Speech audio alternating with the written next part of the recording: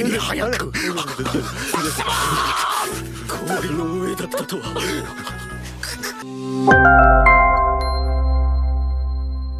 Halo guys, apa kabar kalian? Semoga kabar kalian baik-baik saja. Oke, kali ini Mimin akan melanjutkan video cerita singkat anime Kanata no Astra bagian yang kedua.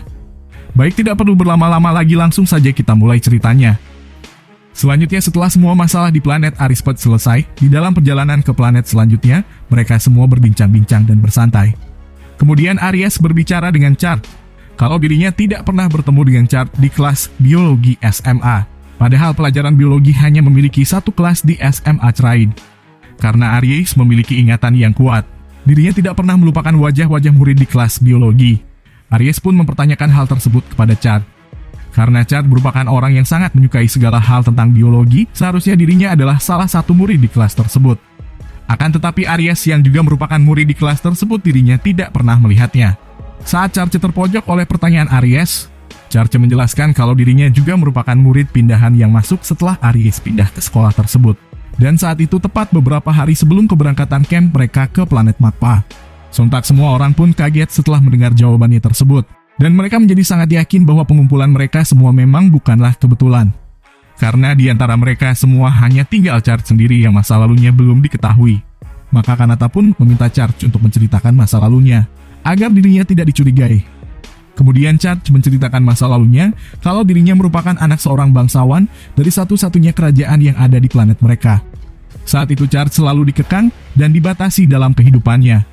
Dan saat dirinya masih kecil, dirinya berteman dengan anak rakyat biasa. Akan tapi anak tersebut meninggal akibat kecelakaan ketika saat bersamanya. Dan kecelakaan yang menimpa anak itu disebabkan oleh pihak kerajaan. Karena pihak kerajaan tidak menyukai keberadaan anak tersebut di sekitar dirinya. Dan karena Chart merasa bersalah dan juga kecewa terhadap keluarganya, dirinya pun memutuskan untuk melarikan diri dan akhirnya diangkat oleh keluarganya yang sekarang. Sebelum dirinya dipindahkan ke sekolah yang sama dengan Aries. Dan juga ternyata anak yang berteman dengan Chart dulu rupanya sangat mirip dengan Aries. Singkat cerita, mereka akhirnya tiba di planet keempat, yaitu Itris.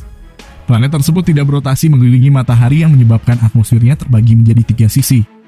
Satu sisi planet selalu terkena sinar matahari dan tandus, sisi kedua selalu dalam keadaan malam.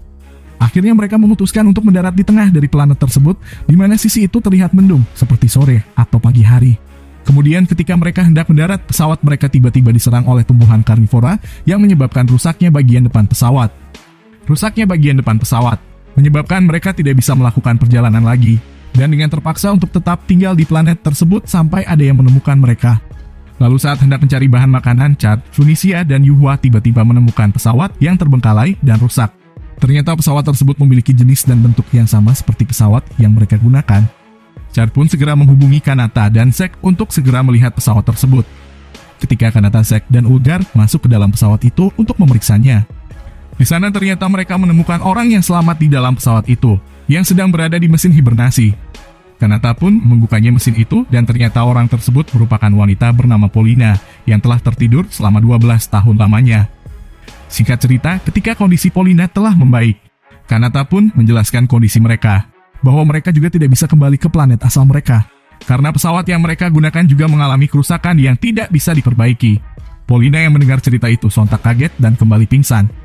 Kemudian Aries memberi saran kepada Zack, bagaimana jika mereka menggabungkan bagian pesawat milik Polina dengan pesawat mereka? Dan ternyata hal tersebut bisa dilakukan. Akhirnya mereka mendapatkan harapan kembali untuk dapat pulang. Kemudian singkatnya setelah bagian pesawat mereka berhasil digabungkan dan berfungsi dengan normal, akhirnya mereka pun kembali melanjutkan perjalanan ke planet selanjutnya. Kemudian saat dalam perjalanan, Quitri menemukan hal aneh ketika memeriksa darah dari Polina. Saat memeriksa darah untuk memberikan donor yang tepat, Quitri menemukan kalau golongan darah dirinya memiliki kesamaan jenis dengan adiknya. Karena hal itu, Quitri pun menaruh kecurigaan kalau Funisia merupakan adik kandungnya. Padahal kenyataannya Funisia merupakan adik angkatnya. Akan tetapi dirinya tidak bisa memeriksanya lebih jauh, apakah benar ada kecocokan DNA di antara mereka berdua karena keterbatasan alat. Setelah mendengar itu, Zack pun menyarankan untuk menggunakan alat yang ada di dalam pesawat agar bisa mengetahui kecocokan DNA mereka. Lalu singkat cerita, saat Zack memeriksa kecocokan DNA mereka, Zack menemukan hal yang jauh lebih mencengangkan. Ternyata Quitri dan Funisia bukanlah hanya sekedar saudara, melainkan orang yang sama. Saat itu juga Zack langsung memberitahukan hal itu kepada Kanata. Singkat cerita dengan kesepakatan antara Kanata dan Zack. Zack pun memberitahukan kebenaran dari hasil tes DNA yang sudah dilakukan antara Quitri dan Funisia, bahwa mereka berdua merupakan orang yang sama atau cloning dari ibunya.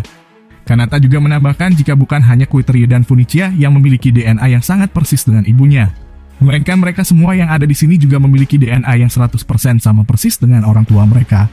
Dan fenomena ini biasa disebut manusia cloning. Jadi orang tua mereka semua ternyata bekerja sama untuk menjalankan proyek manusia cloning. Kanata juga menambahkan jika hal tersebut menjadi masuk akal dengan apa yang mereka alami sekarang. Kanata sadar, kenapa mereka ingin dibunuh saat camp? Karena di bumi sedang ada kebijakan baru yang dilakukan oleh pemerintah, yaitu untuk melakukan tes DNA massal kepada setiap warganya, untuk memastikan tidak adanya tindakan ilegal atau kegiatan cloning terhadap manusia. Dan karena kebijakan tersebut, orang tua mereka pun berusaha menyingkirkan anak-anak mereka agar proyek cloning yang mereka lakukan tidak terbongkar. Hal tersebut semakin masuk akal, dan mereka semua merupakan anak yang sedikit pun tidak mendapat kasih sayang dari orang tua mereka, karena orang tua mereka hanya memanfaatkan mereka dan sama sekali tidak menganggap mereka sebagai anaknya. Zack juga menambahkan, jika kebetulan orang tuanya sedang meneliti tentang transplantasi ingatan, hal tersebut sangat cocok dengan manusia cloning, yang menjadikan cloningannya sebagai tubuh muda untuk meremajakan diri mereka kembali. Sontak semua orang pun syok akan pernyataan itu.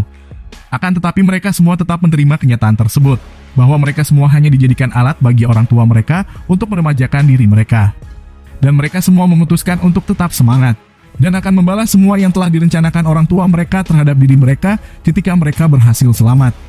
Kemudian ketika mereka sedang melanjutkan perjalanan menuju planet kelima, yaitu planet Galam, Zack menunjukkan kepada teman-temannya jika planet tempat tinggal mereka dapat terlihat dari pesawat, walau jaraknya yang masih sekitar 2000 tahun cahaya. Hal itu berkat bantuan dari mesin pesawat Polina yang digabungkan dengan pesawat mereka. Akan tetapi Polina terkejut dan mengatakan kalau planet itu bukanlah bumi. Kemudian Polina bertanya planet apakah itu dengan raut wajah yang syok. Kemudian Kanata menjawab dan mengatakan jika planet itu merupakan planet Astra, yaitu tempat tinggal mereka. Kemudian karena Polina dan Kanata beserta teman-temannya berasal dari planet yang berbeda, mereka memutuskan untuk menggabungkan sejarah planet mereka untuk mengetahui kenapa nama planet dan bentuknya sangat berbeda. Kemudian setelah mereka menceritakan sejarah mereka masing-masing, ternyata sejarah planet mereka awalnya memiliki kesamaan, sampai akhirnya ditemukan cabang dalam sejarah tersebut. Dan mereka tidak tahu kenapa hal itu terjadi. Polina pun kemudian menjelaskan alasan dirinya ditemukan di pesawat seorang diri, karena dirinya saat itu sedang sebuah misi untuk menemukan planet baru yang dapat dihuni oleh manusia. Hal itu dilakukan akibat munculnya asteroid besar yang diisukan akan menabrak bumi. Tetapi, sebelum menemukan planet baru dirinya mengalami kecelakaan di planet Ichris. Dan karena pesawatnya rusak dirinya tidak dapat melanjutkan perjalanan lagi dan berakhir masuk ke dalam mesin hibernasi tersebut. Kemudian Polina berasumsi bahwa planet Astra merupakan planet pengganti dari planet bumi. Tapi dirinya masih belum mengetahui kenapa sejarah itu hilang dan tidak diketahui oleh Kanata dan teman-temannya. Kemudian mereka semua bertanya kepada Polina, jika hal yang diucapkan Polina memang benar, lantas bagaimana orang-orang berpindah dari satu planet ke planet lain dengan teknologi sekarang yang belum bisa melakukan hal tersebut? Kemudian Polina menjelaskan, jika cara memindahkan semua orang ke planet baru, yaitu dengan menggunakan teknologi lubang cacing buatan sebagai cara untuk memindahkan orang-orang. Lalu Polina juga menjelaskan, bahwa kemungkinan bola cahaya yang membawa mereka sebelumnya merupakan lubang cacing tersebut, dan planet es yang mereka lihat saat itu merupakan planet bumi. Planet awal sebelum orang-orang melakukan migrasi ke planet Astra. Akan tetapi sejarah mengenai migrasi manusia itu tidak ada dalam sejarah yang Kanata dan teman-temannya ketahui. Sontak Kanata dan teman-temannya pun syok setelah mendengar penjelasan dari Polina itu. Akhirnya karena mereka mulai kebingungan dengan penjelasan itu, Aries pun menyarankan untuk berhenti membahasnya. Kemudian saat semua orang telah istirahat, Kanata masih terus memikirkan siapa sebenarnya dalang yang berusaha membunuh mereka. Akhirnya dengan bantuan Aries, Kanata pun dapat mengetahui siapa sebenarnya penyusup di antara mereka. Dan Kanata berencana untuk menjebaknya. Ketika mereka sampai di planet Galam yang merupakan planet terakhir yang akan mereka singgahi sebelum sampai ke planet Astra. Singkat cerita, akhirnya mereka berhasil sampai di planet Galam. Kemudian Kanata memberitahu Zack dan Charge untuk membantunya menjebak penyusup tersebut. Kanata menyebutkan jika penyusup tersebut adalah Ulgar. Tapi karena Ulgar memiliki pistol di tangannya, dirinya pun berencana untuk menjebaknya di sebuah gua yang ditemukannya. Kemudian Kanata meminta Char untuk memancing Ulgar untuk mencari makanan di gua itu. Kemudian Kanata dan Zack mengikuti mereka berdua dari belakang untuk memojokkan Ulgar. Singkatnya rencana tersebut pun dilakukan. Akan tetapi saat Char dan Ulgar memasuki gua dan sampai di ujung gua, tiba-tiba Kanata memerintahkan Char untuk membatalkan rencana itu dan kembali. Kanata mengatakan kalau Funisia tiba-tiba hilang saat mencari makanan. Kemudian saat Char ingin membatalkan misinya, Ulgar tiba-tiba mengarahkan pistolnya ke arah Char dan ingin menembaknya. Akan tetapi ternyata pistolnya tiba-tiba rusak dan tidak dapat digunakan. Saat Char panik dan mengira bahwa Kanata dan Zack telah pergi untuk mencari Funisia, ternyata dirinya malah mengaktifkan lubang cacingnya untuk melawan Ulgar. Kemudian dengan cepat Kanata pun berhasil merampas alat kendali lubang cacing tersebut. Ternyata rencana yang awalnya menargetkan Ulgar merupakan tipuan belaka dan ternyata Charge-lah target mereka sebenarnya. Kanata dari awal telah mengetahui bahwa Charge adalah penyusup di antara mereka semua. Kanata mengetahui bahwa Charge merupakan pelakunya berkat bantuan dari ingatan Aries ketika mereka pertama kali bertemu di planet Magpa. Kanata berasumsi bahwa orang terakhir yang masuk ke lubang cacing adalah pelakunya. Hal itu dikarenakan lubang cacing hanya akan bergerak mengikuti penggunanya saja. Akan tetapi karena Kanata tidak tahu siapa yang masuk paling terakhir, akhirnya bertanya pada Aries. Dan Aries pun menjawab jika dia melihat kalau Charge adalah orang yang terakhir terhisap di lubang cacing saat itu. Charge yang terpojok akhirnya mengakui jika dirinya lah penyusup tersebut, karena diberi misi oleh cloning dirinya yang merupakan seorang raja di planet mereka untuk membunuh Kanata dan teman-temannya. Setelah mendengar itu, Kanata dan teman-temannya pun sontak kaget dan tidak percaya bahwa Charge adalah penyusup tersebut. Kemudian Kanata meminta Charge untuk menceritakan alasan kenapa dirinya mau melakukan misi tersebut. Kemudian Charge menjelaskan kenapa dirinya menerima misi tersebut. Misi tersebut diberikan oleh raja yang merupakan orang yang mengkloning dirinya. Bagi Charge, perintah dari raja adalah hal yang mutlak. Lalu Charge juga menjelaskan jika dirinya berbeda dari Kanata dan teman-temannya, yang baru mengetahui bahwa mereka merupakan manusia cloning.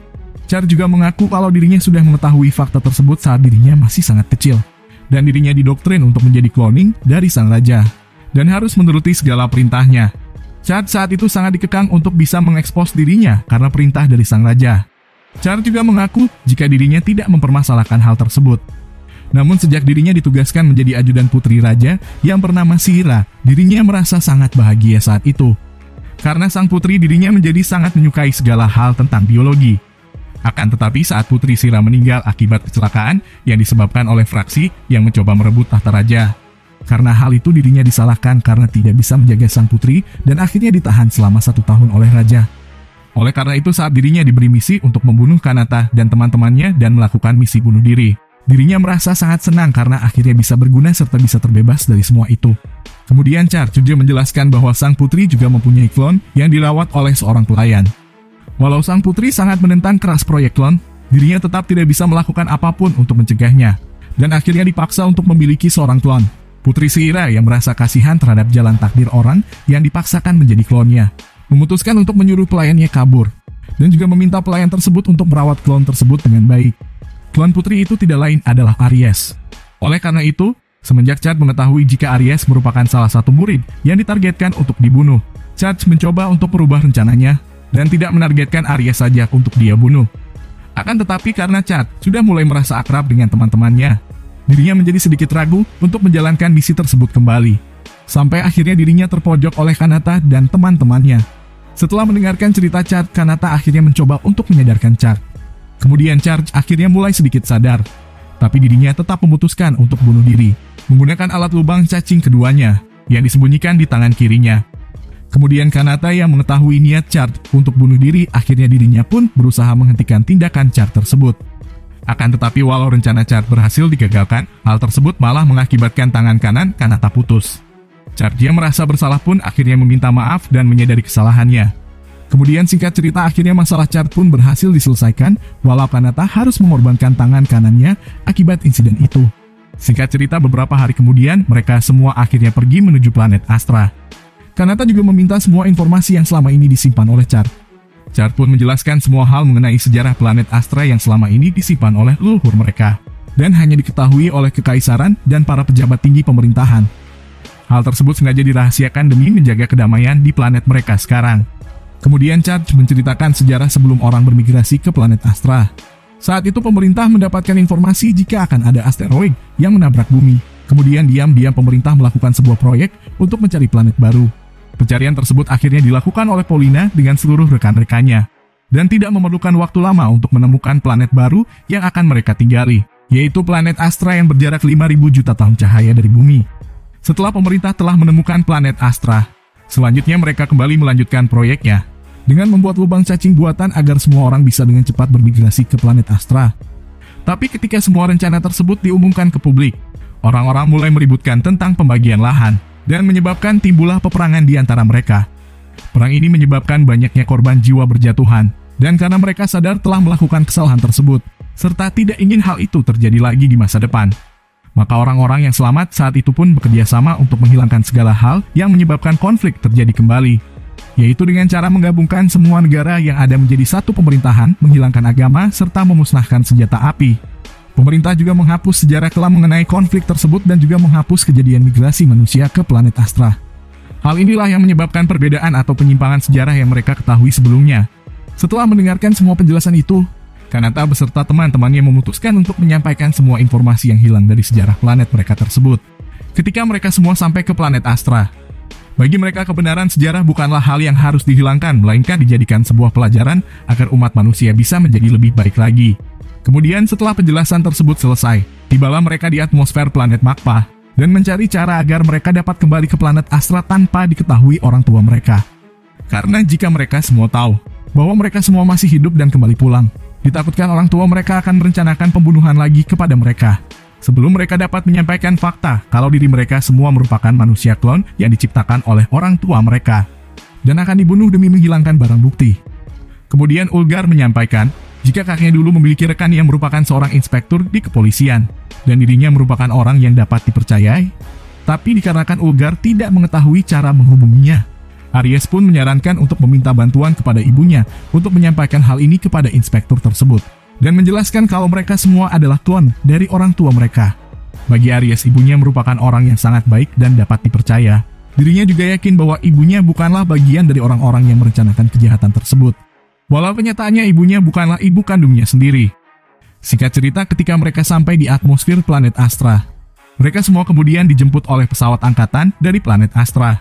Kemudian kapten pesawat tersebut mengatakan kalau orang tua mereka semua telah ditangkap dan akan segera mendapat hukuman.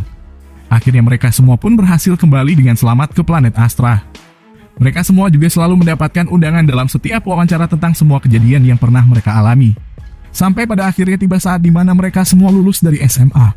Kemudian singkat cerita 7 tahun telah berlalu setelah semua insiden yang dulu pernah mereka semua alami.